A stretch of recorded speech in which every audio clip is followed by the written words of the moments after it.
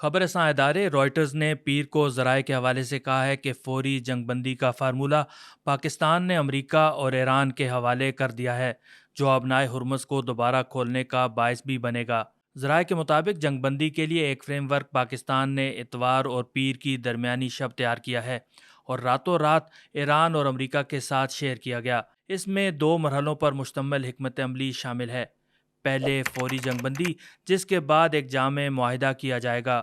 ذرائع نے کہا کہ تمام نکات پر پیر ہی کو اتفاق رائے ضروری ہے اور ابتدائی فریم ورک کو ایک مفاہمتی یادداشت کے ذریعے پاکستان میں حتمی شکل دی جائے گی، کیونکہ مذاکرات میں پاکستان رابطے کا واحد ذریعہ ہے۔ اس سے قبل امریکی ویب سائٹ ایکسیوز نے اتوار کو رپورٹ کیا تھا کہ امریکہ، ایران اور علاقائی ثالث ایک ممکنہ 45 روزہ جنگ بندی پر بات کر رہے ہیں۔ ذرائع نے رائٹرز کو بتایا کہ پاکستان کے army chief field marshal Asim Munir اتوار اور پیر کی درمیانی شب رات بھر امریکی نائب صدر جے ڈی وینس، خصوصی ایلچی سٹیو ویٹکوف اور ایرانی وزیر خارجہ عباس اراغچی سے رابطے میں رہے۔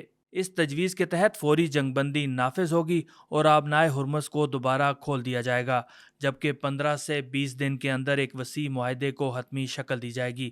اس مجوزہ معاہدے کو عارضی طور پر اسلام آباد معاہدے کا نام دیا گیا ہے، جس میں آبنائے ہرمز کے لیے ایک علاقائی فریم ورک شامل ہوگا اور حتمی براہ راست مذاکرات اسلام آباد میں ہوں گے۔